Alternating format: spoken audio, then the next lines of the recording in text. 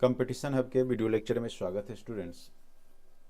आज का जो टॉपिक है वो डाटाबेस मैनेजमेंट सिस्टम है और आपके एग्ज़ाम के दृष्टिकोण से अत्यंत महत्वपूर्ण टॉपिक है, क्योंकि यहाँ से आपके एग्ज़ाम में 4 से 5 क्वेश्चन निश्चित रूप से DBMS के पूछे जाते हैं और कोई भी सॉफ्टवेयर जो बनता है उसमें कहीं ना कहीं डाटाबेस मैनेजमेंट सिस्टम रहता ही है और उसका योगदान होता है। तो इसीलिए इस टॉपिक को अच्छे से समझिएगा, निश्चित रूप से यह फायदा कारक होगा आपके एग्जाम के दृष्टिकोण से।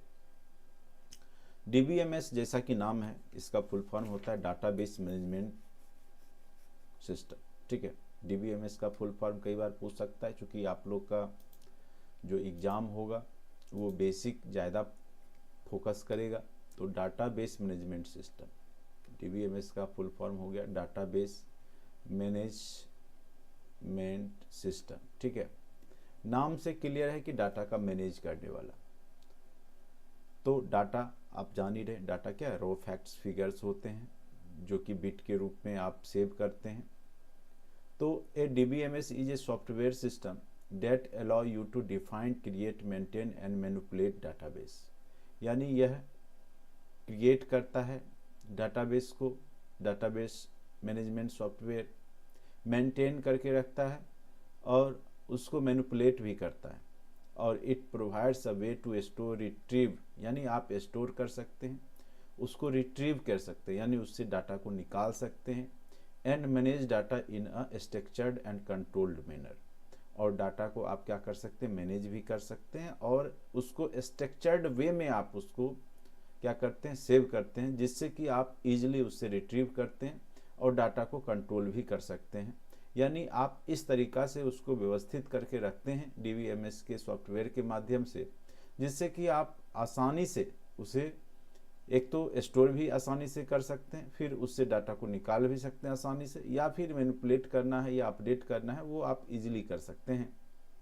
ठीक है, तो उसी का नाम दिया गया है डाटाबेस मैनेजमेंट सिस्टम सॉफ्टवेयर। तो DBMS एक प्रकार का सॉफ्टवेयर सिस्टम है जो कि आपको डाटा को अच्छे तरीके से सुसज्जित वे में स्टोर कराने का साथ साथ अपडेट कराने का आपको क्या करता है कि एक एक्सेस प्रोवाइड करता है, जिससे आप इजीली डाटाबेस को मैनेज करते हैं। अब आ जाइए, नेक्स्ट है पॉइंट्स, बेसिक कॉन्सेप्ट और DBMS। बेसिक कॉन्सेप्ट क्या है DBMS के? तो डाटाबेस क्या होता है, एक collection of related data, data का एक कलेक्शन है रिलेटेड डाटा का जो कि आप सेव करते हैं। स्कीमा क्या होता है, कई बार पूछ देगा, तो जो overall structure of organisation of the database, यानी जो हम डाटाबेस का एक स्ट्रक्चर देते हैं, जो एक रूप देते हैं डाटा किस प्रकार से सेव होगा, उसी ओवरऑल स्ट्रक्चर और ऑर्गेनाइजेशन का जो रूप है वही डाटाबेस का स्कीमा कहलाता है। तो ये याद रखिएगा, structure of database management system या ऑर्गेनाइजेशन का जो आपका डाटाबेस का स्ट्रक्चर है वो आपका स्कीमा कहलाता है। डाटा क्या होता है, तो आपको पता ही है, data the actual information stored in the database. जो आप सूचना डाटाबेस में डालते हैं वही क्या होता है, आपका डाटा होता है। डाटा टाइप्स कई प्रकार के हो सकते हैं। द फॉर्मेट और types of data such as integer, string और डेट। जैसे इंटीजर कोई भी न्यूमेरिक वैल्यू 0 1 2 3 4 5 आप डालते हैं वो इंटीजर कहलाता है। वहीं स्ट्रिंग कोई भी वर्ड डालते हैं और इसको खास करके आप कोमा कॉलम में बना करके डालते हैं, कोमा। ठीक है, तो जैसे किसी का नाम लिख दिए, जैसे हमने राम लिखा, तो ये एक प्रकार का क्या हुआ, स्ट्रिंग हो गया। ठीक है, तो यानी वर्ड के रूप में स्ट्रिंग रहेगा। डेट मतलब डेट ऑफ बर्थ, जैसे आप 15/2/1992 लिख दिए या 1994 लिख दिए। ठीक है, तो ये आपका डेट का फॉर्मेट हो गया, तो ये एक फॉर्मेट होता है। ठीक है, तो यही डाटा टाइप क्या होता है, डाटा टाइप होते हैं। डाटा का जो फॉर्मेट है वो इंटीजर में हो सकता है, वो स्ट्रिंग में हो सकता है, या डेट के फॉर्मेट में हो सकता है। स्ट्रिंग यानी कोई भी वर्ड के रूप में होगा, इंटीजर कोई भी न्यूमेरिक वैल्यू के रूप में होगा, या डेट ऑफ बर्थ जो एक फॉर्मेट होता है DD MM YY का। ठीक है, तो उस फॉर्मेट में आपका डाटा स्टोर होता है, वही डाटा टाइप होता है। ठीक है, नेक्स्ट पॉइंट है 5वां, डाटा रिलेशनशिप क्या होता है। तो क्या होता है कि विभिन्न जो डाटा आप डालते हैं उसके बीच में जो रिलेशंस हैं, जो कनेक्शंस हैं, उसी को डाटा रिलेशनशिप कहा जाता है। जैसे एक कोई व्यक्ति, स्टूडेंट का रोल नंबर है उसके साथ उसके रिजल्ट, उसका कोई ड्यूज, तो वो सारा आपस में क्या है, कनेक्टेड है एक स्कूल के सॉफ्टवेयर के लिए। तो वही डाटा रिलेशनशिप कहलाता है, या the connection between different data entities. जैसे एज आपका किससे रिलेटेड हो जाएगा, तो डेट ऑफ बर्थ से रिलेटेड हो जाएगा। यानी वही बोल रहा है कि डाटा रिलेशनशिप क्या होता है, the connections between different data entities. जो डाटा एंटिटीज आप डालते हैं उसमें जो कनेक्शंस हैं डिफरेंट डाटा के बीच में, वही आपका क्या कहलाता है, आपका डाटा रिलेशनशिप कहलाता है। उसके बाद आ जाइए, नेक्स्ट है data manipulation. Data manipulation main रूप से जब आप डाटा को क्या करते हैं, उसको अपडेट करते हैं, डिलीट करते हैं या क्रिएट करते हैं, तो ये सब आपका डाटा मैनिपुलेशन के अंतर्गत आता है। The operations performed on the data such as create, read, update and delete, यानी क्रूड। सी फॉर हो गया क्रिएट, सी फॉर हो गया create, R for read, U for update, D for delete. ये सब डाटा मैनिपुलेशंस होते हैं जब आप डाटा को क्रिएट करते हैं, जब आप डिलीट करते हैं या अपडेट करते हैं। ये डाटा कई बार हम लोग पढ़ेंगे, DDL कमांड, DML कमांड। तो डाटा मैनिपुलेशन जो लैंग्वेज होता है, खास करके इसमें हम लोग रीड, अपडेट और डिलीट करते हैं, ठीक है। उसके बाद डाटा इंटीग्रिटी। डाटा इंटीग्रिटी यानी the accuracy, completeness and consistency of data. यानी डाटा इंटीग्रिटी का मतलब क्या होता है, उसमें सच्चा डाटा, एक्यूरेसी हो, करेक्ट डाटा होना चाहिए। ये नहीं अब डेट ऑफ बर्थ है तो उसमें हम 15 kg लिख देंगे तो वो क्या हो गया, इनकरेक्ट डाटा हो गया, ठीक है। कंप्लीटनेस होना चाहिए, डाटा पूरा होना चाहिए। अब डेट ऑफ बर्थ लिखना ये नहीं कि 15 फरवरी लिख के छोड़ देंगे, उसके लिए आपको पूरा डाटा लिखना होगा। जैसे मोबाइल नंबर है, वैलिडेशन लगाते हैं ना उसमें कि 10 डिजिट का ही होना चाहिए, 8 डिजिट का डालेंगे तो कंप्लीट नहीं होगा। तो उसी प्रकार से वैलिड डाटा होना चाहिए, कंप्लीट डाटा होना चाहिए और डाटा का कंसिस्टेंसी होनी चाहिए, ठीक है। उसके बाद data security, the protection of data from unauthorised access. और डाटा को कोई अनऑथराइज्ड एक्सेस नहीं कर सके, या कोई हैकर हैक नहीं कर सके, या कोई थेफ्ट या कोई डाटा चोरी नहीं कर सके आपके सॉफ्टवेयर से। तो ये सारे जो बेसिक कॉन्सेप्ट होते हैं DBMS में यूज होते हैं। पहला database, schema, data types, data relationships, data manipulation, data integrity, data security. ये 8 चीज को आपको ध्यान में रख करके DBMS बनाए जाते हैं, ये याद रखना, ठीक है। अब थोड़ा सा समझेंगे RDBMS क्या होता है। अभी वर्तमान समय में मैक्सिमम जो यूज होता है वो RDBMS का ही होता है। जो आप देखते होंगे ओरेकल सॉफ्टवेयर है, MySQL है, ये सब में हम लोग जो डाटाबेस यूज करते हैं वो RDBMS होता है, relational database management system. And RDBMS is a type of DBMS that organise data into one or more tables, जिसमें डाटा को एक से अधिक टेबल में ऑर्गेनाइज किया जाता है। विथ इस table having row and columns. और आप देखेंगे सभी टेबल में एक रो, ये जो लाइन खींच रहे हैं हॉरिजॉन्टली, ये रो कहलाता है, और वर्टिकली जो लाइन खींचते हैं वो कॉलम कहलाता है। तो आपको इस फॉर्मेट में जनरली आपको सारे RDBMS के जो टेबल फॉर्मेट में डाटा स्टोर होते हैं, ठीक है। इच रो रिप्रेजेंट्स सिंगल, जितने भी जो each row represents the single record and each column represents the field attributes. तो कई बार जो रो होता है उसको हम लोग टपल भी बोलते हैं, ठीक है, और जो कॉलम होता है उसको एट्रीब्यूट भी बोलते हैं।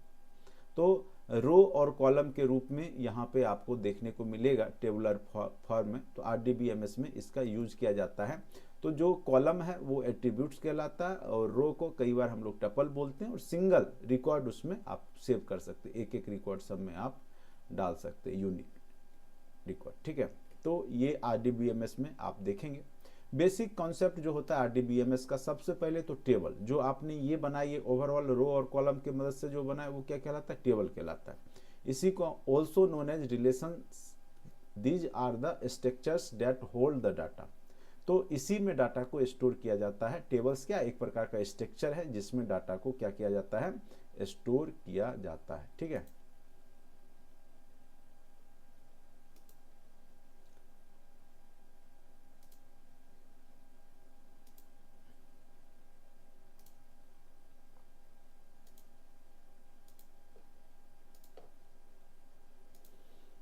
उसके बाद है यहाँ पर हम लोग रो को जानते हैं, रो क्या होता है, ऑल्सो नोन एज टपल्स। रो को हम लोग टपल्स भी बोलते हैं, ये कई बार क्वेश्चन एग्जाम में पूछे जा चुके हैं। दिस रिप्रेजेंट इंडिविजुअल रिकॉर्ड और एंट्रीज इन द टेबल।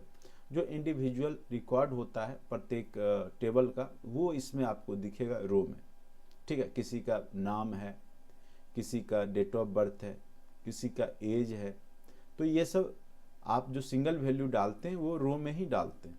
उसके बाद column, also known as attributes, this represents the fields और characteristics of the each record. प्रत्येक रिकॉर्ड का ये आपका क्या करता है, कैरेक्टरिस्टिक्स यानी उसके प्रॉपर्टीज को शो करता है, एट्रीब्यूट्स उसकी विशेषता को बताता है। तो कॉलम एट्रीब्यूट्स होता है, जबकि रो टपल्स कहलाते हैं, ये याद रखिएगा। अब टेबल्स में कई की होते हैं, ठीक है, जो डाटा के हिसाब से ही आप की बनाते हैं उसमें। जैसे मान के चलिए एक स्कूल का सॉफ्टवेयर है, डाटाबेस है, तो बच्चे का, स्टूडेंट का एक रोल नंबर होगा स्पेशल, स्टूडेंट का नेम होगा, स्टूडेंट का जो एड्रेस होगा, स्टूडेंट्स के मोबाइल नंबर होंगे, ठीक है। मान के चलिए ये स्कूल स्टूडेंट्स का सॉफ्टवेयर बना, स्कूल मैनेजमेंट सिस्टम का, तो रोल नंबर जो हो जाएगा, कोई एक व्यक्ति का एक ही रोल नंबर होगा एक विषय में, ठीक है। तो ये एक यूनिक आइडेंटिफिकेशन देगा उसका रोल नंबर या उसका रजिस्ट्रेशन नंबर, तो उसको हम लोग बोलेंगे प्राइमरी की। वो क्या हो जाएगा, प्राइमरी की। और इसके मदद से, इस रोल नंबर की मदद से बहुत सारे टेबल बनाए जा सकते हैं और आपस में सबको कोरिलेट किया जा सकता है। तो प्राइमरी की का मेन जो होता है वो a unique identifier for each record in a table. प्रत्येक टेबल का एक यूनिक आइडेंटिफायर होता है जो कि उसको यूनिकनेस देता है, यानी वो अकेला उसी में होगा, दूसरे में वो मैच नहीं करना चाहिए। जैसे नाम मैच कर सकता है तो वो प्राइमरी की कभी नहीं बनेगा, एज मैच कर सकता है तो वो प्राइमरी की कभी नहीं बन सकता, ठीक है। तो जो नहीं मैच करता है यानी यूनिक आइडेंटिफायर होता है टेबल का, उसको हम लोग प्राइमरी की कहेंगे, उसी को हम लोग प्राइमरी की के रूप में बनाते हैं। Foreign key a field in a table that refers to a primary key of another table. जैसे मान चलिए हमने दो टेबल बनाए, ठीक है, तो एक हमने बनाया, जैसे रोल नंबर लिख दिया, नाम लिख दिया और स्टूडेंट का एज लिख दिया। दूसरा टेबल हमने बनाया कि उसका कौन सा स्ट्रीम है, मतलब सब्जेक्ट कौन सा ले रखा है, उसके ग्रेड को हमने दिखा दिया। दो टेबल बनाए, अब दोनों को हमको कोरिलेट करना है। तो इसमें जो प्राइमरी की है, ठीक है, ये जो प्राइमरी की रोल नंबर है, जब इसमें भी हम रोल नंबर डालना होगा, क्योंकि हमें जब इसको ज्वाइन करना होगा, दोनों को कोरिलेट करना होगा, तो यही प्राइमरी की इसके इसमें जब आएगा तो वो फॉरेन की कहलाएगा। क्या कहलाएगा, फॉरेन की कहलाएगा, क्योंकि इस प्राइमरी की का यूज हम लोग सेकेंड टेबल के डेटा को एक्सेस करने के लिए कर रहे हैं, ठीक है। तो वही यहाँ पे है, a field in a table that refers to a primary key to another table, यानी ऐसा कि जो दूसरे टेबल में प्राइमरी की होता है और उसमें आपका यूज हम लोग यूनिकली आइडेंटिफिकेशन के लिए करते हैं दूसरे टेबल में, तो वो हमारा क्या कहला जाता है, फॉरेन की कहलाता है। तो कई बार फॉरेन की प्राइमरी की में डिफरेंस पूछेगा, दोनों यूनिक आइडेंटिफिकेशन ही होता है, लेकिन जब हम दूसरे टेबल में प्राइमरी, पहले टेबल का प्राइमरी की यूज करते हैं तो दूसरे टेबल में वो फॉरेन की कहलाता है, बस अंतर यही होता है, ठीक है। रिलेशनशिप क्या होता है, द कनेक्शन बिटवीन टेबल्स, ठीक है। हमने आपको जब डाटा मॉडल्स बताए थे तो उसमें हमने बताया था, ठीक है, कि रिलेशंस, कई टेबल के बीच में रिलेशंस होते हैं, दो टेबल के बीच में रिलेशंस हो सकते हैं, 1 to 1 relations, 1 to many relations. जैसे डिपार्टमेंट है, तो एक डिपार्टमेंट में बहुत सारे एम्प्लॉय काम कर सकते, तो एम्प्लॉय एक हो गया, लेकिन डिपार्टमेंट, जैसे एम्प्लॉय मेनी हो गए, डिपार्टमेंट एक हो गया, तो मेनी टू 1 रिलेशनशिप यहाँ पे दोनों टेबल के बीच में बनेगा, ठीक है। तो यहाँ पे कई प्रकार के रिलेशनशिप हो सकते हैं, 1 to 1, 1 to many, many to many, ठीक है। बहुत सारे वर्क, बहुत सारे एम्प्लॉय कर सकते हैं, तो मेनी जो वर्कर्स हैं, एम्प्लॉय हैं, जो डिफरेंट टाइप के वर्क कर सकते हैं, बहुत सारे वर्क करते हैं ऑफिस में या फिर आपका जो कंपनी है, तो यहाँ पे मेनी टू मेनी रिलेशनशिप उस समय दोनों टेबल के बीच में बन जाएगा, ठीक है। तो ये डिपेंड करता है कि कैसा कहाँ पे उसका यूज हो रहा है। तो the connections between table such as one to one, one to many, many to many. तो कई बार एग्जांपल देके आपको पूछ सकता है कि वो कौन सा रिलेशनशिप है, तो आप लोग निकाल लीजिएगा इजीली। एसक्यूएल, कई बार यहाँ से आपका एग्जाम में फुल फॉर्म पूछेगा, एसक्यूएल का फुल फॉर्म क्या होता है, तो याद रखिएगा एसक्यूएल का फुल फॉर्म होता है structured query language, a standard language used to interact with relational database including creating, modifying database structures, inserting, updating and deleting data and querying the data। ठीक है, जब हम डाटा जो बेस है उसको हम स्टैंडर्ड लैंग्वेज के रूप में यूज करते हैं और आपस में सबको जोड़ते हैं, क्रिएट करते हैं, मॉडिफाई करते हैं, और जिस लैंग्वेज का हम यूज करते हैं इसको क्रिएट करने में, इसको मॉडिफाई करने में, इसको डिलीट करने में, जैसे क्रिएट टेबल, टेबल नेम डाल के हम लोग क्रिएट टेबल करते हैं, इन ऑरेकल हो गया या माई एसक्यूएल हो गया, ये सब में। तो स्ट्रक्चर्ड क्वेरी लैंग्वेज क्या होता है, जो एक स्ट्रक्चर क्रिएट करता है आपके डाटाबेस में। तो ये एक प्रकार का सॉफ्टवेयर होता है जिसके मदद से हम लोग टेबल को बनाते हैं, उसको डिलीट कर सकते हैं, मॉडिफाई कर सकते हैं, डाटा को हम लोग इंसर्ट करा सकते हैं। ठीक है, तो जिस क्वेरी लैंग्वेज का यूज हम लोग करते हैं डाटाबेस को बनाने में, वही आपका एसक्यूएल कहलाता है। तो स्ट्रक्चर्ड क्वेरी लैंग्वेज, चूंकि ये एक प्रकार से डाटाबेस का स्ट्रक्चर तैयार करता है। ठीक है, चलिए नेक्स्ट पॉइंट पे आते हैं। Some popular RDBMS example include दे दिया my SQL, postgre SQL, Microsoft SQL server, Oracle, IBM DB two. तो ये सब आपके डाटाबेस मैनेजमेंट सिस्टम के सॉफ्टवेयर है। ठीक है, अब यहाँ पे एक शब्द आ रहा है नॉर्मलाइजेशन। देखिए, हम आपके जो भी महत्वपूर्ण तथ्य जहाँ से प्रश्न पूछे जाते हैं उसी टॉपिक को हमने आपके बीच में लिया है। फालतू टॉपिक यहाँ पे एक भी चीज़ इंक्लूड ही नहीं किया गया है जिससे कि आपको कोई तरह का एग्जाम में दिक्कत नहीं। ठीक है, तो यहाँ पर देखिए नॉर्मलाइजेशन क्या होता है। तो देखिए नॉर्मल मतलब क्या होता है, जब आप किसी नॉर्मलाइजेशन से आप समझ सकते हैं, जब डाटाबेस को जब हम लोग क्या करते हैं कि एक स्ट्रक्चर्ड वे में इस तरीका से एक शॉर्ट फॉर्म में बनाते हैं जिससे कि हमें डाटाबेस का जो मेमोरी कंजप्शन है वो भी कम हो, साथ साथ हम इजीली डाटा को वहाँ से रिट्रीव भी कर सके या डाटा को अपडेट भी कर सके। तो कई बार क्या होता है कि बहुत सारा टेबल जब बनाए जाते हैं डाटाबेस में, तो अगर नॉर्मलाइजेशन फॉर्म में नहीं होगा तो बहुत सारे उसमें एनोमली देखने को मिलेगा, बहुत सारा प्रॉब्लम आपको उसमें देखने को मिलेगा। ठीक है, तो आप उसके हिसाब से ना डाटा को सही ढंग से स्टोर कर पाएंगे या अपडेट करने का होगा। जैसे मान चलिए आईडी है, दो व्यक्ति का आईडी अगर दे दिया जाए और डिपार्टमेंट अगर दो अलग अलग दे दिया जाए, ठीक है, तो उस स्थिति में क्या होगा कि जैसे मान के चलिए, एक मैं एग्जांपल आपको समझा दूं थोड़ा सा। जैसे कोई आईडी ले लिए, ठीक है, आईडी बना दिए, उसका नाम लिख दिए, उसका एड्रेस लिख दिए, डिपार्टमेंट दे दिए। ठीक है, आईडी हम यहां पर 101 डाल दिए, मान चलिए, यहां नाम राम लिख दिए, एड्रेस हमने दिल्ली डाल दिया और सेल्स डिपार्टमेंट में इसको एम्प्लॉय को डाल दिया। ठीक है, फिर हमने क्या किया, दूसरा जो डाटा डाला वो भी राम नाम से ही डाला, दिल्ली नाम से ही एड्रेस दिया और उसका डिपार्टमेंट्स हमने परचेज कर दिया। ठीक है, इस प्रकार से। अब अगर हम इसमें इंसर्ट कराएंगे, ठीक है, इंसर्ट करवाएंगे, इंसर्ट इनटू जो एम्प्लॉय नाम का ये टेबल है, एम्प्लॉय नाम का टेबल है, insert into employee table में अगर हम लोग इंसर्ट कराएंगे और उसमें आईडी जैसे मान के चलिए नेम डाल दिए, एड्रेस डाल दिए,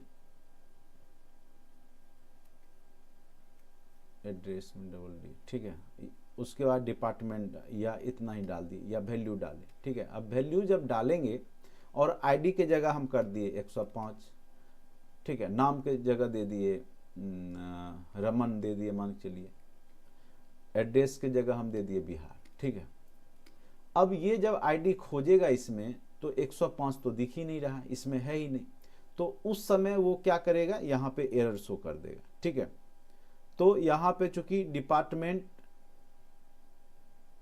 या जो भी वैल्यू है वो यहाँ पे अलाउ ही नहीं करेगा, क्योंकि ये जो 101 कोड पे हमने यहाँ पे 101 डाला था, 105 का यहाँ पे हमने जो है क्रिएट किया ही नहीं, आईडी हमने किसी का दिया ही नहीं। तो इस स्थिति में अगर हम इंसर्ट करेंगे तो 105 वाला डाटा जाएगा कहाँ, तो नहीं जाएगा। ठीक है, तो क्या होगा result, department does not allow null value. ठीक है, तो यहाँ पर चूंकि डिपार्टमेंट का वैल्यू हमने यहाँ पे डाला नहीं, बिहार डाल के छोड़ दिया, तो इसमें नल वैल्यू डाला यानी कोई वैल्यू नहीं दिया, तो ये इस समय जो है डाटा अपडेट नहीं होगा या इंसर्ट ही नहीं होगा। तो ये सब तरह के बहुत सारे प्रॉब्लम हो सकते हैं। ठीक है, तो ये सब प्रॉब्लम को दूर करने के लिए हम लोग नॉर्मलाइजेशन का यूज करते हैं, जिससे कि इजीली डाटा को हम वहाँ पे डाल सकें। ठीक है, तो यहाँ पे कई फॉर्म होते हैं नॉर्मलाइजेशन के, तो यहाँ पे थोड़ा सा फिर से समझने का प्रयास कीजिएगा। Normalisation in DBMS database management system is the process of organising the data in database to minimise data redundancy, यानी डुप्लीकेसी जो डाटा है, एक ही डाटा को अगर हम 5 जगह 5 बार डालेंगे तो वो कई बार रिपीट होगा, जिससे कि वो मेमोरी कंजप्ट करेगा। तो उसको दूर करने के लिए एंड डिपेंडेंसी, और डिपेंडेंसी को कम करने के लिए हम लोग क्या करते हैं, नॉर्मलाइजेशन लाते हैं, नॉर्मलाइजेशन करते हैं। It involves dividing large tables into smaller tables, ये बहुत बड़े टेबल को क्या करता है, छोटे छोटे टेबल में बांट देता है, जिससे क्या होगा, and linking them through relationships to reduce data duplication and improve data integrity, यानी जिससे क्या होगा कि जो डेटा का डुप्लीकेशन है, एक ही डाटा जो बार बार स्टोर हो रखा है उसको, और जो डाटा इंटीग्रिटी है, ठीक है, उसको ये रिड्यूस कर सकता है। तो नॉर्मलाइजेशन का यूज ही हम लोग मेन रूप से इसीलिए करते हैं कि जो डुप्लीकेसी है, बार बार एक ही डाटा बहुत जगह स्टोर हुआ, तो उसको हम लोग क्या करें कि रिड्यूस कर दें, साथ ही उसका इंटीग्रिटी बना रहे, उसको ईजिली एक्सेस किया जा सके, उसको अपडेट करने में कोई प्रॉब्लम नहीं हो, तो इसलिए हम लोग नॉर्मलाइजेशन का यूज करते हैं। ठीक है, तो देखिए ये क्या क्या विशेषताएं हैं, मेन गोल्स क्या होता है, एलिमिनेट डाटा रिडंडेंसी। रिडंडेंसी मतलब डुप्लीकेसी डाटा, मतलब एक ही डाटा बार बार स्टोर हुआ है एक ही आईडी से, तो उसको रिड्यूस कर देगा। जैसे मान चलिए हमने आईडी दिया 101, ठीक है, अब 101 आईडी के डाटा जो है हमने कई जगह स्टोर किए 101 नाम से, तो वो क्या करेगा, सब डाटे को एक ही जो है टेबल में शो कराएगा, जिससे कि जो बार बार जो हमने आईडी 101 से संबंधित डाटा अलग अलग जगह डाला है वो स्पेस रिड्यूस हो जाए। तो reduce duplicate data to save storage space and improve data consistency. ठीक है, जिससे कि डाटा को इजीली अपडेट किया जा सके और उसमें कंसिस्टेंट हो, गलत अपडेट ना हो। अब डाटा 100 आईडी 101 का अपडेट करना है और अपडेट कोई और डाटा कर दिए, ऐसा तब होगा जब दो का आईडी क्या हो जाएगा, सेम हो जाएगा। तो ये सब आपको नॉर्मलाइजेशन में जो है ये सब दूर हो जाता है। Improve data integrity, ensure that data is accurate, और डाटा जो है सही data, and consistent by reducing data dependencies, और जो डाटा दूसरे डाटा पे डिपेंडेंट है उसमें यहाँ पे क्या होगा, रिड्यूसिंग होगा, कमी लाता है। जिससे कि जैसे कोई भी, अभी एक एग्जांपल दे करके हम आपको अभी जो है नॉर्मलाइजेशन को समझाने का प्रयास करेंगे, आप लोग भी समझने का प्रयास कीजिएगा। ठीक है, तो उसमें डिपेंडेंसी नहीं होना चाहिए, ज़्यादा से ज़्यादा एक डाटा दूसरे डाटा पे डिपेंडेंट नहीं होना चाहिए। ठीक है, तो उसको दूर करने का काम होगा।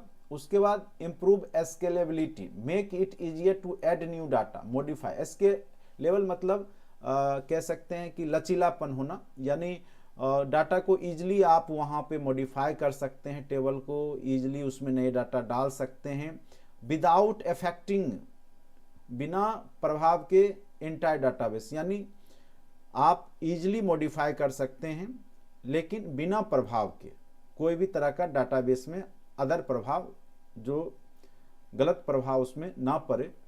ठीक है, तो उसके लिए हम लोग नॉर्मलाइजेशन का यूज करते हैं। There are several normalization rules, each with its own set of guidelines. Here are the some most common normalization rules. सबसे पहला फर्स्ट नॉर्मल फॉर्म होता है 1NF, each table cells must contain a single value.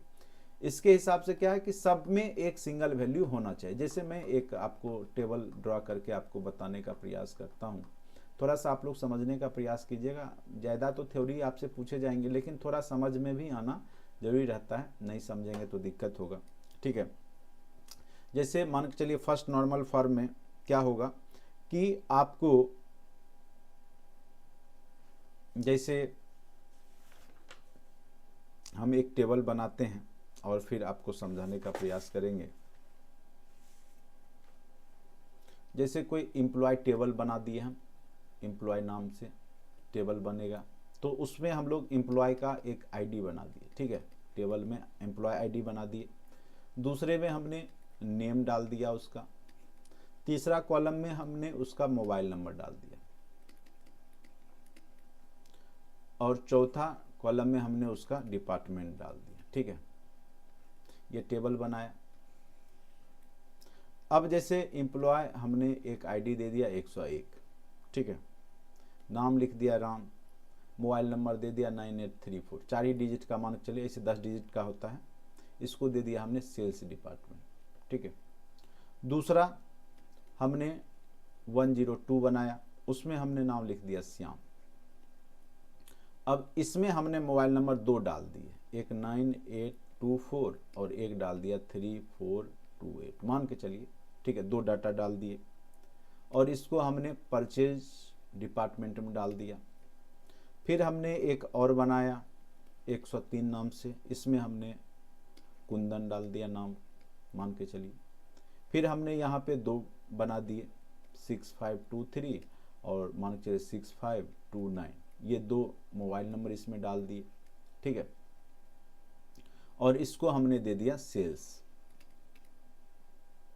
अब आपको यहाँ पर थोड़ा सा दिख रहा होगा कि ये जो है डबल डबल वैल्यू हो गया, ठीक है।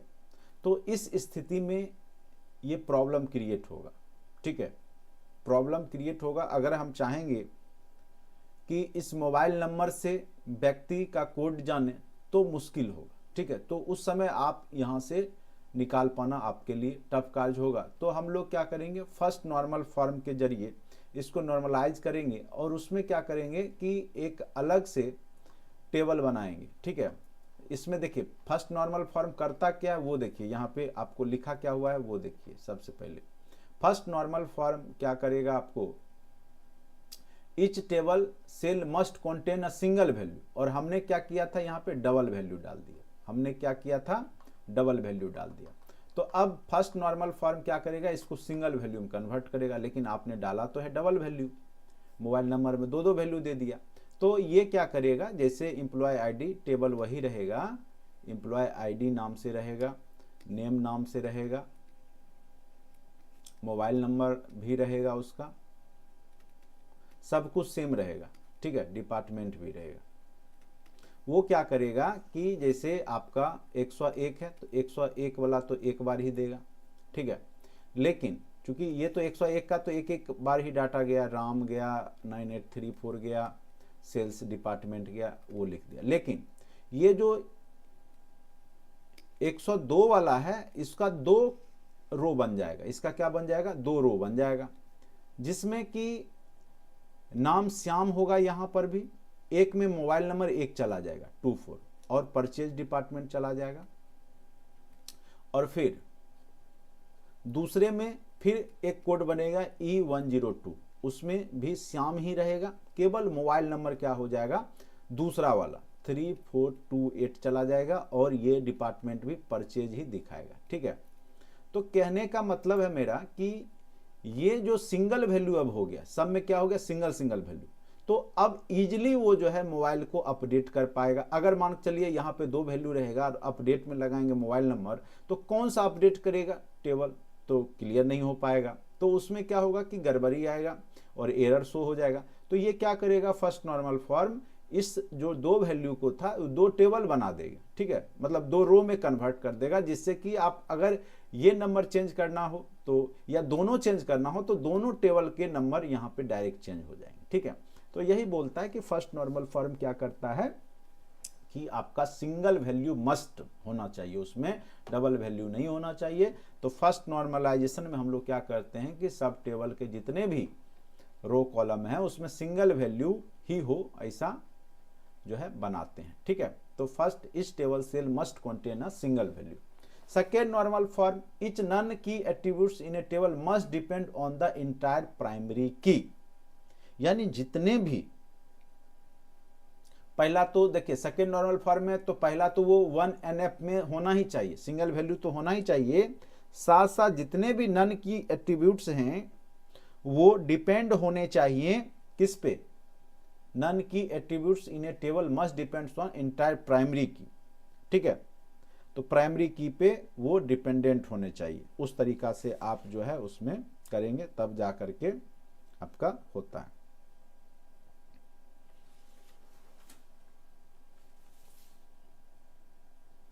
जैसे अगर आपको एग्जाम्पल दे के समझाएं, ठीक है, तो थोड़ा सा समझ लीजिएगा।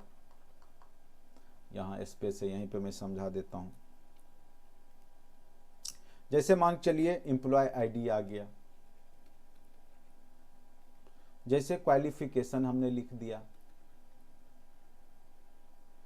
एज लिख दिया, ये टेबल हमने बनाया एम्प्लॉय का। ठीक है, अब हमने यहाँ पर 111 एम्प्लॉय आईडी दे दिए, सब्जेक्ट क्वालिफिकेशन MA कर दिया, एज 38 कर दिया। फिर हमने एक और बनाया, 111 ही एम्प्लॉय आईडी दे दिया, इसको हमने बीटेक करा दिया और इसका भी एज हमने 38 दे दिया।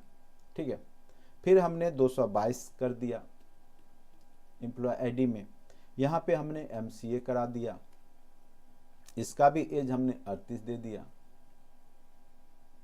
फिर हमने 330 एम्प्लॉय आईडी करा दिए, फिर MS करा दिया, इसका एज हमने 40 कर दी। फिर 333 आईडी कर दिया और हमने इसको MBA करा दिया और इसका भी एज 40 हो जाएगा क्योंकि 330 आईडी का। अब यहाँ पर देख रहे हैं 111 और 333 दो कोर्स करके बैठा हुआ है, क्वालिफिकेशन कर रखा है। ठीक है, तो इसमें जो एम्प्लॉय आईडी है और आपका क्वालिफिकेशन है, ठीक है, और ये क्या है आपका एज, तो एज नन की हो सकता है, नन प्राइमरी की, नन की एट्रीब्यूट्स हो जाएगा क्योंकि इसमें आप इसको प्राइमरी की बना नहीं सकते और प्राइमरी की छोड़ करके जो अन्य की होते हैं उसको नन की एट्रीब्यूट्स कहा जाएगा। अब देखिए यहाँ पर क्या है कि एम्प्लॉय आईडी 111 है, वो MA भी कर रखा है और 111 बीटेक भी कर रखा है। अब आप को पता कैसे चलेगा दोनों एक ही व्यक्ति है, तो उस स्थिति में आप क्या करेंगे, इस दोनों का यूज करके कंपोजिट की बनाएंगे। क्या करेंगे, कंपोजिट की। कंपोजिट की, दो की जो होते हैं उसको मिला करके आप कंपोजिट की, यहाँ पे एक प्राइमरी की एक नन प्राइमरी की, तो एम्प्लॉय आईडी प्लस क्वालिफिकेशन ये दोनों मिला करके हम क्या बना दिए, इसका एक कंपोजिट की। कई बार पूछेगा कंपोजिट की, तो एक प्राइमरी और एक नन प्राइमरी की को मिला करके हम यहाँ पे कंपोजिट की बना लेंगे। ठीक है, अब इस स्थिति में आपको जब यहाँ पर बनाना होगा तो जब आप सेकेंड नॉर्मल फॉर्म करेंगे इसको, तो आपको क्या करना होगा कि अलग अलग आपको बनाने होंगे। ठीक है, दो टेबल में इसको कन्वर्ट करना होगा। एक टेबल में आपको क्या करना होगा, एम्प्लॉय और एम्प्लॉय आईडी देने होगा, एज देना होगा। दूसरा में क्या करना होगा, एक जो कंपोजिट की बनाएंगे, एम्प्लॉय आईडी और क्वालिफिकेशन का बनाएंगे। ठीक है, तो ये जो अब एक टेबल था इसको दो टेबल में आपको, तो नॉर्मलाइजेशन करता है कि बड़े टेबल को दो टेबल में फॉर्मेटिंग करेगा, बांट देगा। ठीक है, तो एम्प्लॉय आईडी और एक टेबल बन जाएगा एज वाला, चूंकि एज जो है 111 एम्प्लॉय आईडी है, उसका एज क्या है 38 है, 222 है उसका कितना है, उसका भी आपका 38 है, और तीसरा 333 है आईडी, उसका एज 40 है। तो एक टेबल तो ये बन जाएगा, ठीक है। और दूसरा टेबल क्या बनेगा, जो एम्प्लॉय आईडी और क्वालिफिकेशन का, ठीक है, एम्प्लॉय आईडी और क्वालिफिकेशन का। तो जैसे 111 है तो एमए, ठीक है। फिर 111 तो बीटेक, फिर 222 एमसीए, फिर 222 सॉरी एक ही है 222, तो उसका 333 एमएस, फिर 333 एमबीए, ठीक है। तो ये दो आईडी आपका दो टेबल में ये कन्वर्ट हो जाएगा, ठीक है। और इसका एम्प्लॉय आईडी जो प्राइमरी की यहाँ होगा, वो इसमें एम्प्लॉय आईडी क्या हो जाएगा, ये फॉरेन की बन जाएगा, ठीक है। और फिर ये जब फॉरेन की हो जाएगा, जब एक्सेस करना होगा एज 38 वाला, तो 38 एज आपका एम्प्लॉय आईडी इसमें भी शो होगा, और यहाँ पर जो है उसका जो सब्जेक्ट है एमए और बीटेक, यहाँ से ये भी शो हो जाएगा, ठीक है। तो ये जो एनोमली होगा वो उससे दूर हो जाएगा, यानी टेबल को यहाँ पर दो भागों में बांट करके प्राइमरी की और फॉरेन की बना करके यहाँ पर जो है इस नॉर्मलाइजेशन को किया जाएगा। और सब में सिंगल वैल्यू तो होगा ही, ठीक है, खाली नहीं होना चाहिए, नल वैल्यू नहीं होना चाहिए, ठीक है। तो वही चीज यहाँ पे है। सेकेंड नॉर्मल फॉर्म क्या करता है, etch non key attributes in a table must depend on entire primary key, यानी जो इंटायर प्राइमरी की था पहले वाले का, उस पर दूसरा टेबल डिपेंडेंट होना चाहिए फॉरेन की वाला। तो यही चीज आपका सेकेंड नॉर्मल फॉर्म है। थर्ड नॉर्मल फॉर्म भी इसी तरीका से होता है, जो फर्स्ट और सेकेंड में तो हो ही, ये दोनों रूल उसमें हो ही, साथ साथ if a table is in second normal form and none key attribute depends on another none key attribute, then it should be moved to a separate table, ठीक है। तो वही चीज है यहाँ पर कि अगर आपका दो अलग अलग टेबल पे जो ये non key attributes depends on another non key attributes जब हो जाए, उस स्थिति में आप क्या करेंगे कि टेबल को मूव कर देंगे, दो पार्ट में बांट देंगे, ठीक है। और उसमें एक क्या करेंगे कि उसमें एक प्राइमरी की को ले लेंगे और दूसरे को वही चीज फॉरेन की में हो जाएगा, जस्ट इसी प्रकार से। तो थर्ड नॉर्मल फॉर्म में वो होता है। फिर Boyce Codd normal for a table is in BCNF if and only if it is in third NF, यानी बॉयज कोड नॉर्मल फॉर्म में क्या होगा कि वो 3NF में तो होगा ही, there are no transitive dependencies, और जो ट्रांजेटिव डिपेंडेंसी वो नहीं होना चाहिए, ठीक है। जैसे कोई भी व्यक्ति है, जैसे मान के चलिए कोई टेबल है, एम्प्लॉय आईडी है, नेम है, उसका पिन कोड है, उसका सिटी है, ठीक है। तो हो सकता है कि जैसे पिन कोड है, ठीक है, तो पिन कोड कहीं ना कहीं वो सिटी पे डिपेंड करेगा, जो अलग अलग सिटी है उसका अलग अलग पिन होता है, ठीक है। और हो सकता है कि दो अलग अलग एम्प्लॉय एक ही सिटी से डिपेंड करते हो, ठीक है। तो उस स्थिति में जो आपका जीप या पिन कोड होगा, ठीक है, तो उस पे हम डिपेंडेंसी उसका समाप्त कर देंगे। तो a table is in BCNF if and only if it is in third normal form and there are no transitive dependencies. अगर वो डिपेंड करता है, जैसे पिन कोड पर शहर डिपेंड कर रहा है, तो हम उसको वहाँ पर टेबल को फॉर्मेटिंग करके दो अलग अलग बना करके उसका ट्रांजेटिव डिपेंडेंसी को समाप्त कर देते हैं। Higher normal form there are additional normalisation rules such as 4NF, 5NF and 6NF which deals with more complex relationship and dependencies, ठीक है। तो जनरली हम लोग 1, 2, 3, 4 ये जो है यही चारों जनरली एग्जाम में पूछे जाते हैं। तो हो सकता है आपके एग्जाम में नॉर्मलाइजेशन फॉर्म उतना डीपली नहीं जाएगा, लेकिन हल्का फुल्का आपको जानकारी होना चाहिए नॉर्मलाइजेशन करता क्या है। तो मेन रूप से नॉर्मलाइजेशन का क्या काम है, तो इम्प्रूव इंटीग्रिटी, जो डुप्लीकेसी है, रिडंडेंसी, स्केलेबिलिटी, जिससे कि आप इजीली डाटा को मॉडिफाई कर सकते हैं बिना अन्य डाटा को प्रभावित किए हुए, ठीक है। तो इसका यूज इसीलिए होता है। अब यहाँ पर हम लोग देखेंगे कि normalisation is an important step in database design as it helps to improve data consistency, accuracy reduce data redundancy वही चीज़ है, इम्प्रूव क्वेरी परफॉर्मेंस स्केलेबिलिटी, उसके बाद make it easier to maintain and modify database schema, जिससे कि easily आप modify कर सके। However, over normalization can lead to increased complexity and decreased performance. Therefore, it's essential to strike a balance between normalization and performance considerations. ठीक है, तो ये सब चीज़ आप समझ ही गए। अब इसके कुछ सिंटैक्स जो SQL के होते हैं वो जानिए। SQL स्ट्रक्चर्ड क्वेरी लैंग्वेज है, a programming language that designed for managing manipulating data stored relational database management system. Database, a collection of organized data stored in a way that allow for efficient retrieval and manipulation. वही चीज है। Table, a collection of related records stored in a structured format with row and columns. Row, a single record entity in a table. Column, a single fields or attributes in a table is called column. ठीक है, तो column में हम लोग attributes या table का जो single field होता है तो कॉलम फील्ड के रूप में कहलाता है, जबकि रिकॉर्ड जो होता है सिंगल रिकॉर्ड होता है वो आपके रो के फॉर्मेट में होता है। सिंटैक्स आप लोग कभी डाटाबेस यूज किए होंगे तो उसमें आप जानते हैं कि जैसे हम लोग क्रिएट करते हैं तो वहाँ पे यूज करते क्रिएट टेबल नेम डाल करके नेम एज या कुछ भी वैल्यू डालते हैं उसमें, या फिर उसमें हमें डाटा रिट्रीव करना है तो सेलेक्ट स्टार फ्रॉम कस्टमर्स, मान चलिए कस्टमर नाम का कोई टेबल बना है, अगर हमें किसी चीज़ को वहाँ से निकालना है तो सेलेक्ट क्या करेंगे स्टार फ्रॉम टेबल्स नेम। ठीक है, तो वहाँ से आप कुछ भी निकाल सकते हैं, एम्प्लॉय आईडी, एम्प्लॉय नेम, या फिर जो कस्टमर से रिलेटेड डाटा है मोबाइल नंबर निकालना है तो वो निकाल सकते हैं। तो सेलेक्ट का यूज हम लोग क्या करते हैं डाटा को रिट्रीव करने के लिए।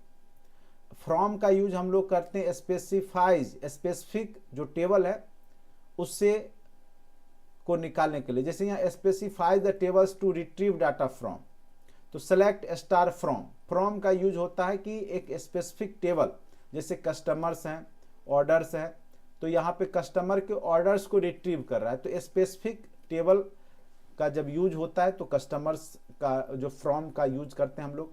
वेयर कमांड हम लोग यूज करते हैं कंडीशन में, जब हमें जैसे मान चलिए हमें इंडिया के कस्टमर का डाटा चाहिए तो वहाँ select star from customers table का तो हम डाटा रिट्रीव करेंगे ही, लेकिन वेयर कमांड लगाएंगे जिससे कि हमें केवल इंडिया के कस्टमर का डाटा मिले, तो कंट्री इक्वल टू इंडिया जो सेव होगा तो वो डाटा आपके पास। तो वेयर एक प्रकार का क्या है कंडीशनल कमांड, फिल्टर डाटा करेगा ये, ठीक, कंडीशंस लगाएगा कि आपको कौन सा डाटा चाहिए, इंडिया का चाहिए, यूएसए के कस्टमर का चाहिए, ये कहाँ का, तो अगर वेयर कमांड दे देगा तो वो केवल इंडिया का देगा। इसका मतलब क्या है ये कंडीशंस, ठीक है, लगाता है। And or not use to combine condition in where clause. Example select star from customers where country India, साथ साथ ये क्या करेगा कि अगर इंडिया का है और वो भी एज 18+ है तो जब दो कमांड एक साथ आपको वेयर कंडीशन में लगाना होता है तो वहां पे एंड और नोट का यूज करते हैं। ठीक है, तो यही है। ऑर्डर बाय में हम लोग क्या करते हैं असेंडिंग या डिसेंडिंग ऑर्डर के लिए यूज करते हैं। Select star from customer table है, ऑर्डर बाय नेम असेंडिंग या डिसेंडिंग ऑर्डर में हम लोग कर सकते हैं एज के हिसाब से या जो भी आधार दे देंगे। Order by name ascending, name तो अल्फाबेटिकली ऑर्डर में होगा। Insert add new data to a table, जब हमें डाटा इंसर्ट करना होगा, जैसे कस्टमर नाम का टेबल है उसमें नेम ईमेल कंट्री डाला हुआ है तो हम लोग insert into customers name email country, उसके बाद वैल्यूज में जॉन डो जगह का नाम जॉन @example.com इंडिया, तो ये सारा वैल्यू हम डाल करके उसको जब सेमी कॉलम डालेंगे तो आपका वो इंसर्ट हो जाता है टेबल में। तो वो यहाँ पे कमांड के माध्यम से समझाया गया है कि कैसे हम इंसर्ट करते हैं टेबल में। Update modifies existing data in a table, update customers set name Jane Doe where ID equal to 1, तो अपडेट कर सकते हैं वेयर आईडी का यूज करके 1 में।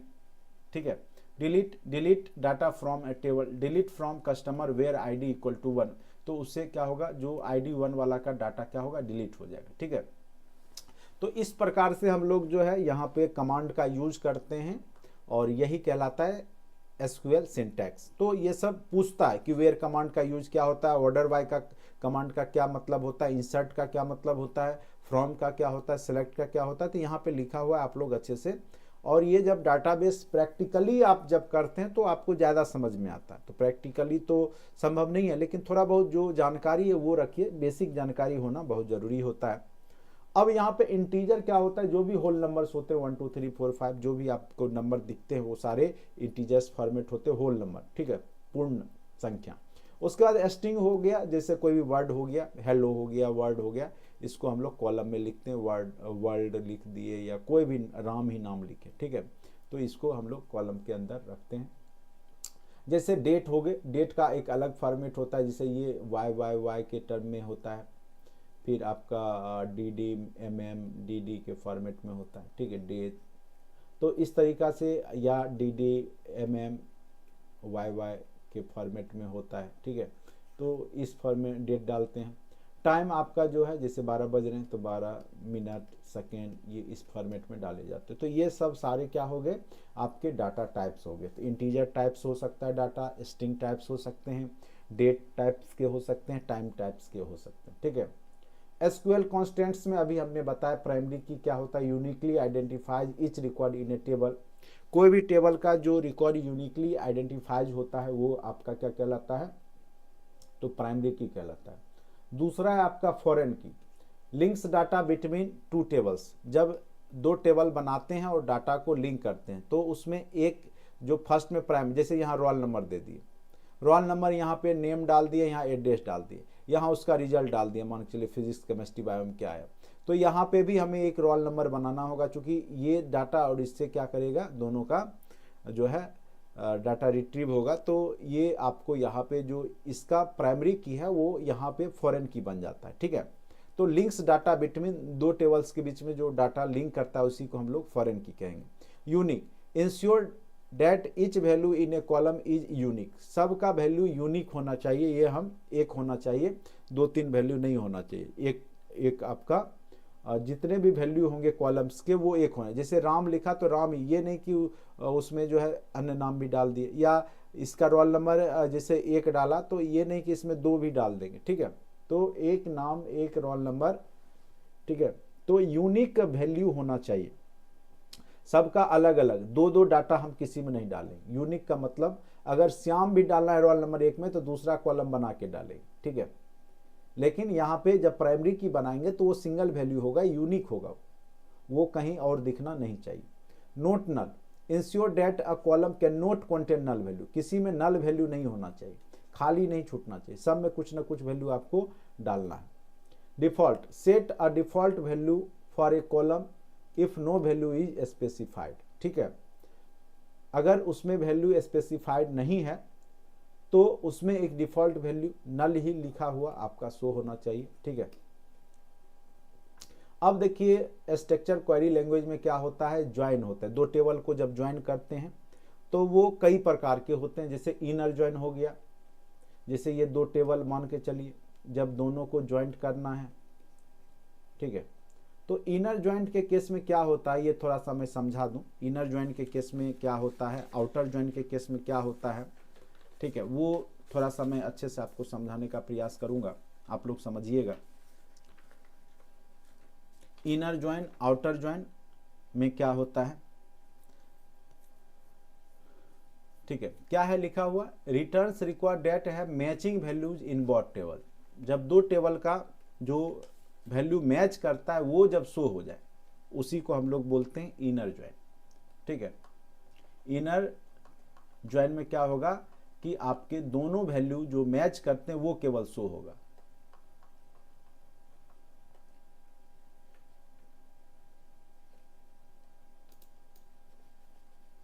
थोड़ा समझाने का प्रयास करूंगा, एक टेबल बना करके आप समझ जाइएगा कि कैसे उसमें इनर होता है, कैसे आउटर ज्वाइन होता है। एक लेफ्ट ज्वाइन होता है, एक राइट ज्वाइन होता है, और एक होता है आउटर मोस्ट ज्वाइन, ठीक है। तो उसमें सभी वैल्यू दिखेंगे, जितने भी वैल्यू हैं वो वैल्यू दिखेंगे, ठीक है।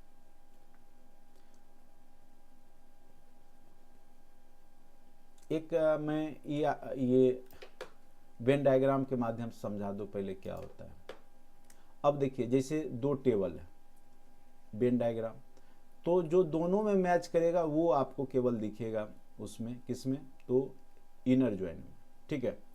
लेफ्ट इनर जॉइन में क्या होगा कि लेफ्ट वैल्यू आपको दिखेगा और जो मैच करेगा दोनों, राइट का पूरा सभी वैल्यू नहीं दिखेंगे। राइट जॉइन में क्या होगा कि जो मैच करेगा और राइट वैल्यू दिखेगा, और आउटर मोस्ट जॉइन जो होता है उसमें सभी वैल्यू दिखते हैं, ठीक है। तो ये ER डायग्राम होता है इसका, जो भी लेफ्ट जॉइन, राइट जॉइन, ठीक है।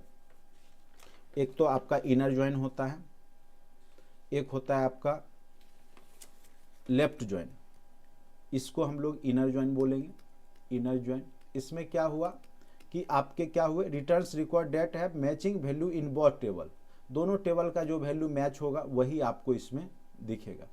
दूसरा है लेफ्ट जॉइन में, returns all records from left table, left के सारे रिकॉर्ड दिखेंगे, लेफ्ट के सारे रिकॉर्ड दिखेंगे, और राइट के वही रिकॉर्ड दिखेंगे जो मैचिंग करेगा, और राइट का जो मैच करेगा, मैचिंग जो टेबल का वैल्यू होगा वो आपको राइट साइड का टेबल का दिखेगा। अब कहेगा लेफ्ट कौन सा टेबल होता है, राइट। जैसे ये दो टेबल हमने बनाया, ये दो टेबल बनाया, तो जो लेफ्ट में है, जो लेफ्ट में है तो ये लेफ्ट हो गया, जो पहले हमने बनाया लेफ्ट, जो राइट में है वो राइट हो गया, ठीक है। तो लेफ्ट और राइट, तो लेफ्ट में इसके सारे, अगर लेफ्ट ज्वाइन है तो इसके लेफ्ट के सारे रिकॉर्ड दिखेंगे, और राइट के वही दिखेंगे जो इससे मैच हो रहा है, ठीक है। अभी हम समझाएंगे और भी। उसके बाद जो राइट ज्वाइन में क्या होगा कि राइट के सभी टेबल के वैल्यू दिखेंगे, राइट वाला सारा रिकॉर्ड दिखेगा और लेफ्ट वाला जो मैच होगा वो केवल दिखेगा। और आपका जो है फुल ज्वाइन जिसको बोलते हैं, ठीक है, इसमें दोनों का रिकॉर्ड टोटल दिखेगा। अब कैसे होता है वो थोड़ा सा आपको प्रैक्टिकली मैं समझाने का प्रयास करता हूँ, समझिएगा थोड़ा। ये सब क्वेश्चन हो सकता है एग्जाम में आपके, खास करके ये सब 10+2 में पूछे जाते हैं। हो सकता है बेसिक में ही थोड़ा बहुत पूछ दे, तो थोड़ा बहुत समझ विकसित होना जरूरी है, ठीक है। थोड़ा बहुत समझ में आना आपको ज़रूरी है, नहीं आएगा तो हो सकता है एग्जाम में थोड़ा बहुत आपको दिक्कत का अनुभव हो। जैसे मान के चलिए हमने एक टेबल बना दिया कंट्री नाम से, ठीक है, किसी देश के नाम से हमने एक टेबल बना दिया कंट्री नाम से, और उसमें हमने क्या किया कि एक कंट्री आईडी डाल दिया, कंट्री आईडी, और दूसरा हमने लिख दिया कंट्री का नेम, कंट्री नेम। अब ये टेबल बन गया आपका, इसको यहां पे हमने बना दिया। चलिए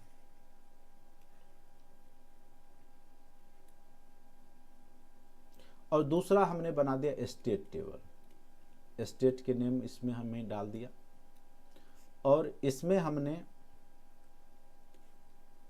जो है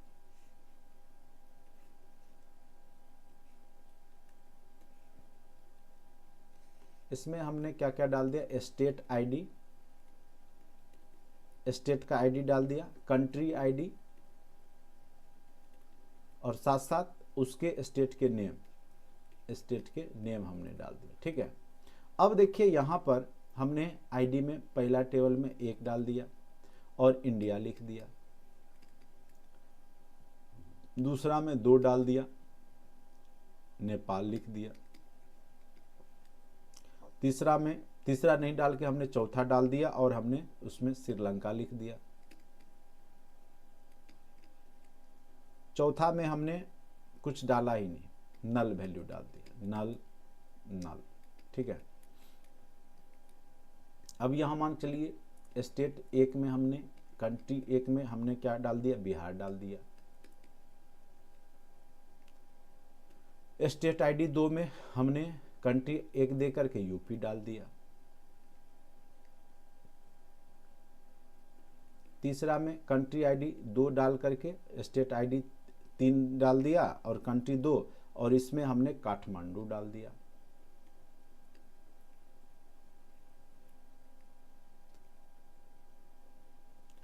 चौथा में हमने क्या किया, इसमें नल डाल दिया, खाली छोड़ दिया, नल कर दिया, और यहां पे हमने कैलिफोर्निया डाल दिया।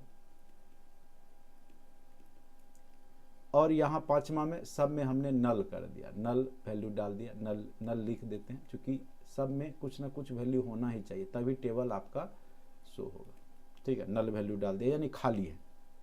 अब जब हम इस दोनों को क्या करेंगे, इनर ज्वाइन करेंगे, क्या करेंगे, इनर ज्वाइन, तो उस स्थिति में क्या होगा, तो जो टेबल बनेंगे, एक तो आपका कंट्री आईडी तो बनेगा ही, कंट्री नेम भी बनेगा, दोनों को जब हमको जोड़ना है। उसके बाद आपका स्टेट आईडी बनेगा, उसके बाद कंट्री आईडी, ये जितने भी टेबल में आईडी हैं ये दोनों मिला करके बना लीजिए। उसके बाद यहाँ पे स्टेट नेम भी बनेगा।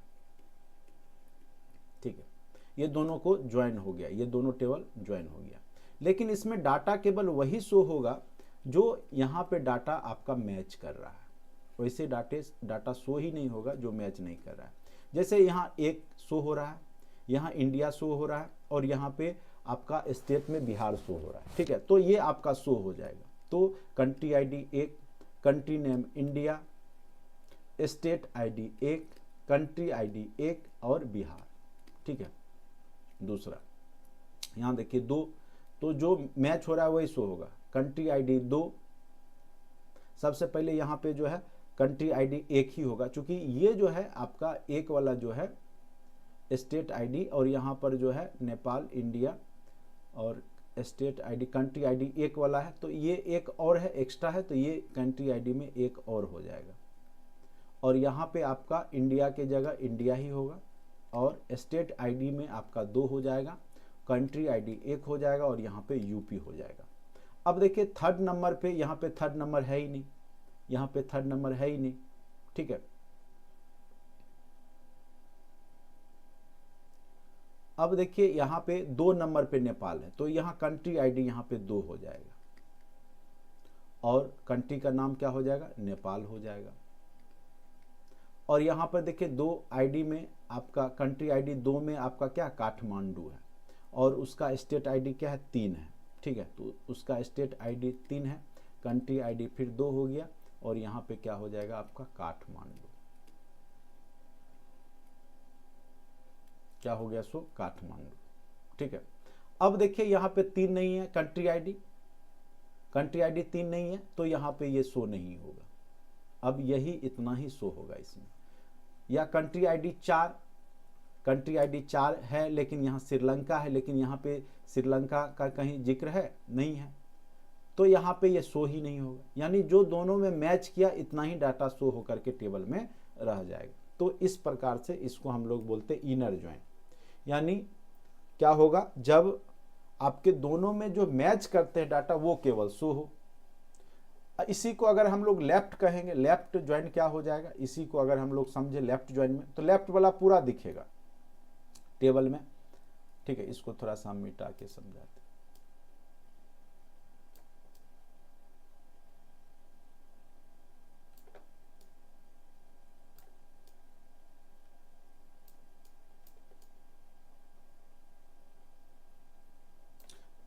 अब इसी का जब अगर हम लेफ्ट ज्वाइन करेंगे यही टेबल को, 2 टेबल को, तो लेफ्ट वाले सारे दिखेंगे। जैसे आपका 1 में है तो आपका क्या हो गया, इंडिया। ठीक है, तो यहाँ पे आपको इंडिया दिखेगा।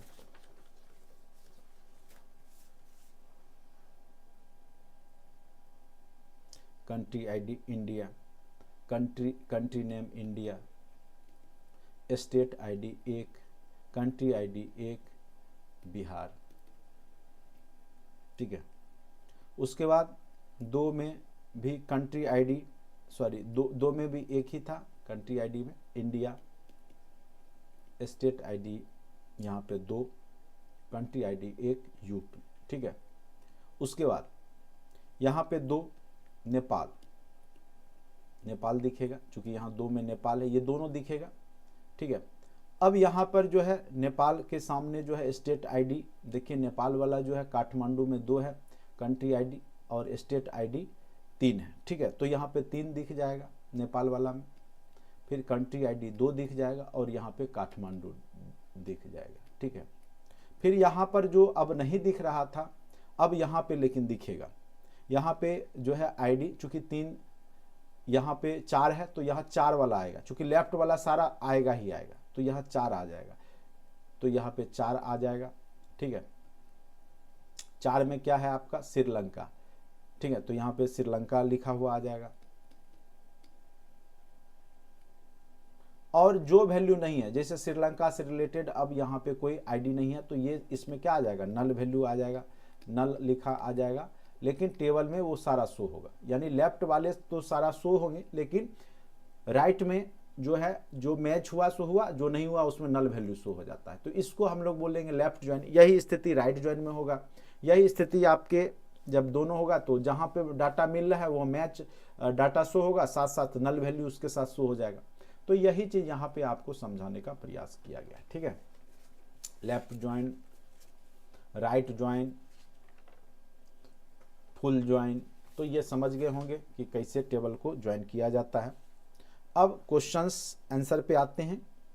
What does DBMS stands for? तो डाटा बेस मैनेजमेंट सिस्टम होता है, आपको पता ही है। तो देखिए डाटा और बेस यहाँ अलग हो गया, इसलिए ये आंसर नहीं दिया है। डाटा मैनेजमेंट सिस्टम भी नहीं होता, डाटा बेस मैनेजिंग सिस्टम भी नहीं होता। क्या होता है? Data base management system. तो एक का आंसर क्या हो गया? Option number A. Which of the following is A characteristics of a database? की क्या विशेषता है? रिडंडेंसी, तो देखिए डुप्लीकेसी तो होना ही नहीं चाहिए। द इनकंसिस्टेंसी, बिल्कुल नहीं, कंसिस्टेंट डाटा होना चाहिए, सच्चा डाटा होना चाहिए, सही डाटा होना चाहिए। डाटा आइसोलेशन भी नहीं। तो यहाँ पे क्या विशेषता है? तो DBMS का विशेषता होता है कि उसका डाटा कंसिस्टेंट होना चाहिए। ठीक है, कंसिस्टेंसी याद रखिएगा। What is the primary function of DBMS? To store and retrieve data, ये तो है। टू एनालाइज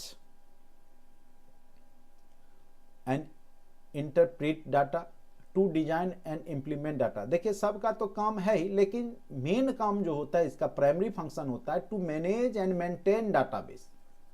ठीक है, तो डाटाबेस का मेन फंक्शन जो प्राइमरी फंक्शन होता है वो मैनेज और मेंटेन डाटाबेस को करना होता है। Which of the following is a type of database model? ठीक है, तो रिलेशनल मॉडल भी है, नेटवर्क मॉडल भी है, हायरार्किकल मॉडल भी है। यानी जो डाटाबेस के मॉडल होते हैं वो सभी है, इनमें से सभी, all of the above. Which of the following is a type of database model? तो ऑल ऑफ द एबव हो जाएगा। रिलेशनल मॉडल भी है, नेटवर्क मॉडल भी है, हायरार्किकल मॉडल भी है, ऑल ऑफ द एबव हो जाएगा। What is the term for the process of organising data into local structure? ठीक है, क्या कह रहा है? What is the term for the process of organising data into local structure? तो उसको हम लोग बोलते हैं डाटा मॉडलिंग। क्या बोलते हैं? Data modelling. यानी what is the term for the process of organising data into local structure में जो हम लोग मेमोरी में जो हम स्टोर करते हैं वो डाटा मॉडलिंग कहलाता है, याद रखेंगे। What is the term for a table in a relational database? तो टर्म यूज होता है टेबल में, जो रिलेशनल डाटाबेस में क्या यूज होता है? What is the term for a table in a relational database? तो उसमें जो यूज होता है वो relation. Which of the following is a characteristic of relational database? कौन सा विशेषता है? तो अभी तुरंत हमने बताया था, डाटा कंसिस्टेंसी उसकी एक परम विशेषता है, महत्वपूर्ण विशेषता है। What is the term primary key in a relational database? ठीक है, क्वेश्चन नंबर 8 क्या कह रहे हैं? What is the term for a primary key in a relational database? Primary key in a relational database, what is the term for primary key in a relational database? इसका answer हो जाएगा आपका foreign key. ठीक है, which of the following is a type of join operation in a relational database? तो उसमें left join भी होता है, राइट ज्वाइन भी होता है, इनर ज्वाइन भी होता है। तो आंसर क्या हो जाएगा? ऑप्शन नंबर डी, सभी प्रकार के ज्वाइन उसमें होते हैं। अभी तुरंत हमने बताया आपको। What is the term for the process of combining data from multiple tables in a relational database? ठीक है, combining data from multiple tables, तो वो क्या कहलाता है? तो याद रखिएगा, वो कहलाता है आपका डाटा ज्वाइनिंग। ठीक है, लेफ्ट ज्वाइन, राइट ज्वाइन। तो अभी तुरंत हमने टेबल ज्वाइनिंग भी बताया। What is the term for the process of identifying and organising data requirements for a database? Data modelling, data design, data analysis, requirement gathering. तो इसका एग्जैक्ट आंसर हो जाएगा आपका रिक्वायरमेंट गैदरिंग। ठीक है,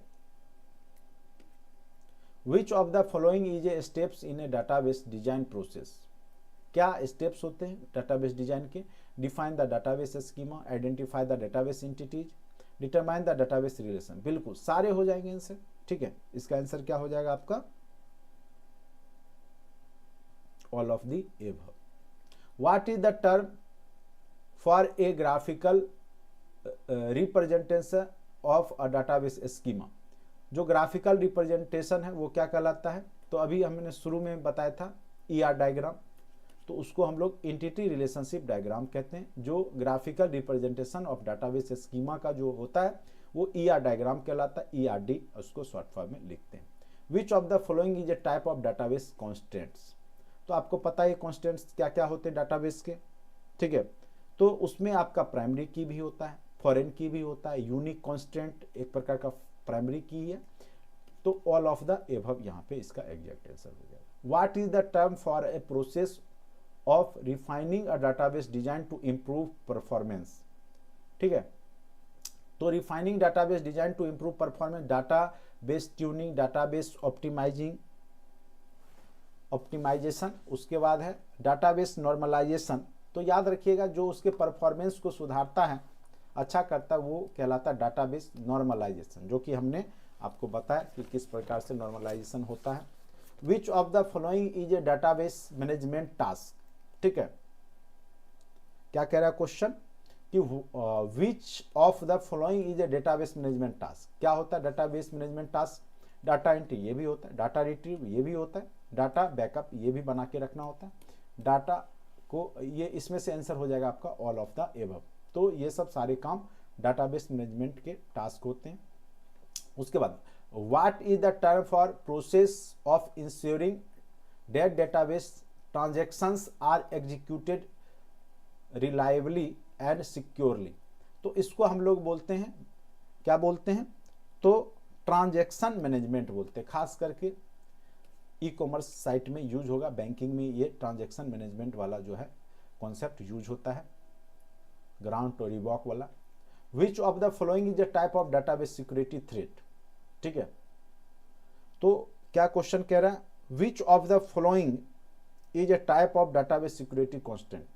अनऑथराइज्ड एक्सेस ये भी हो सकता है सिक्योरिटी पर्पज से जो थ्रेट। डाटा करप्शन ये भी हो सकता है, डाटा करप्ट भी हो सकता है, डाटा का लॉस भी हो सकता है। तो ऑल ऑफ द एबव हो जाएगा इसका exact answer. What is the term for the process of recovering a database to consistent state after a failure, ठीक है। तो what is the term for the process of recovering a database to a consistent state after a failure. तो उसको हम लोग बोलते हैं database recovery, ठीक है। Which of the following is a type of database backup, full backup, differential backup, incremental backup. तो इसका एग्जैक्ट आंसर हो जाएगा आपका 20 नंबर का ऑल ऑफ द एबव, ठीक है। व्हाट डज एसक्यूएल स्टैंड, बार बार हमने बताया, ये कई बार फुल फॉर्म पूछ देता है एसक्यूएल का, स्ट्रक्चर्ड क्वेरी लैंग्वेज। क्या हो जाता है? Structured query language. Which SQL commands is used to create a new table? तो create command यूज होता है, create। What is the purpose of distinct key word in SQL, ठीक है। distinct key का यूज होता है यूनिक वैल्यू के लिए, to select unique value. Which SQL command is used to delete table? तो delete के लिए delete का ही यूज होता है, delete सॉरी ड्रॉप में होता है। SQL command is use to delete a table, पूरा टेबल को डिलीट करने के लिए ड्रॉप का यूज करते हैं। अगर हमें किसी फैक्ट को केवल डिलीट करना है, किसी डाटा को डिलीट करना है, तो वहां डिलीट कमांड यूज करते हैं, ठीक है। अगर पूरा टेबल ही डिलीट करना हो, मेमोरी से ही खत्म कर देना है टेबल को, तो उस समय हम लोग ड्रॉप का यूज करते हैं। तो इसका आंसर हो जाएगा आपका ड्रॉप। याद रखिएगा, ये क्वेश्चन कंफ्यूजन करा सकता है। तो डिलीट कमांड हम लोग उसके डाटा को डिलीट करने के लिए करते हैं, लेकिन यहाँ पूछा टेबल को डिलीट करने के लिए, तो टेबल को डिलीट करने के लिए हम लोग ड्रॉप का यूज करते हैं। What is the purpose of the group by, group by clause का यूज हम क्यों करते हैं, उसका पर्पस क्या है, ठीक है। तो to group row by one or more columns, ठीक है। तो ये ग्रुप रो को हम लोग वन और मोर कॉलम में करते हैं, ठीक है। Which SQL command is use to insert new required into a table. नए टेबल में जो रिक्वायर्ड डालने होते हैं उसके लिए हम लोग कौन सा कमांड यूज करते हैं? तो वो जो कमांड होता है आपका इंसर्ट कमांड होता है। इंसर्ट टेबल, टेबल नेम डाल के हम लोग वैल्यू डालते हैं। हैविंग कमांड का पर्पस क्या होता है? अभी हमने शुरुआत में ही बताया था, फिल्टर करने के लिए कंडीशंस लगाते हैं to filter groups of row based on a condition, ठीक है। उसके बाद है which SQL command use to update, तो अपडेट करने के लिए अपडेट कमांड का यूज करते हैं। What is the purpose of the order by clause, इसको हम लोग ऑर्डर बाय का यूज करते हैं फिल्टर करने के लिए, सॉर्ट करने के लिए असेंडिंग या डिसेंडिंग ऑर्डर में। तो याद रखिए to sort row by one or more columns को सॉर्ट करने के लिए हम लोग ऑर्डर बाय का यूज करते हैं। Which SQL command is use to select data from table, तो सेलेक्ट का कमांड का यूज करते हैं, ठीक है। तो इस प्रकार से टोटल हमने 30 क्वेश्चंस डाटाबेस मैनेजमेंट सिस्टम के महत्वपूर्ण क्वेश्चंस को हमने करवाया, ठीक है, और डाटाबेस को समझाने का प्रयास किया। उम्मीद करते हैं कि आपको डाटाबेस मैनेजमेंट सिस्टम समझ में आ गया होगा और इससे ज़्यादा आपके 10+2 लेवल में भी क्वेश्चंस नहीं पूछे जाते हैं। अगर आप इतना जानकारी है तो आप निश्चित रूप से क्वेश्चंस को बना ही लेंगे। थोड़ा बहुत प्रैक्टिस कर लेंगे ऑब्जेक्टिव क्वेश्चन का, कहीं कोई तरह का दिक्कत नहीं होगा। इस वीडियो लेक्चर में इतना ही। अगर अच्छा लगता है तो चैनल को लाइक करें, सब्सक्राइब करें, दोस्तों के बीच में शेयर करें और खूब मेहनत करें जिससे कि आपका रिजल्ट बन जाए। धन्यवाद।